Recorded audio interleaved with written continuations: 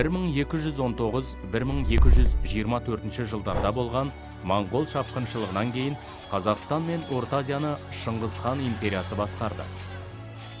Ұлан байтақ өңірді жаулап алған Шыңғыс хан көзінің тірі кезінде осы 4 ұлына басып алған территориясын бөліп берді. Осылайша Моңғол ұлыстары пайда болды. Шыңғыс ханның 4 ұлы болды. Олар Жошы, Шағатай, Үгедей, Төле. Ұлдарын ол 4 күлік, жүйрік деп атаған екен. Себебі олар өте ержүрек, батыл болған. Қазақстан аумағы 3 ұлыстың құрамына енгізілді.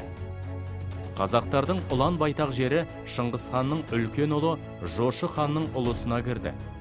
Ол Ертістен Орал тауына дейін, одан оңтүстікке қарай Каспий теңізі мен Арал маңын, солтүстік Хорезм мен Сырдария аймағы, бүкіл шығыс Дешті қыпшақты, яғни Еділдің төменгі ағысына дейінгі зор аумақты алып жатты. Ал ордасы Ертіс алқабында Ұлытауға орналасты. Бірақ Жошы Шыңғыс ханның тірі кезінде қайтыс болғандықтан, ұлыста оның екінші ұлы Бату билік жүргізді. Шағатай ұлысына оңтүстік Ташкент аймағы, оңтүстік шығыс Қазақстан бөлігі, шығыс Түркістан, Мәуереннахр аймақтары берілді. Ордасы Іле алқабында орналасты.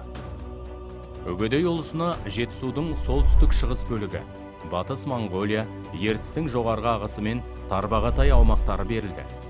Ордасы Шәуешек өлкесінде орналасты. Төле кенже ұлы болғандықтан Моңғолияға ие болды. Орталығы Қарақорым қаласы болды.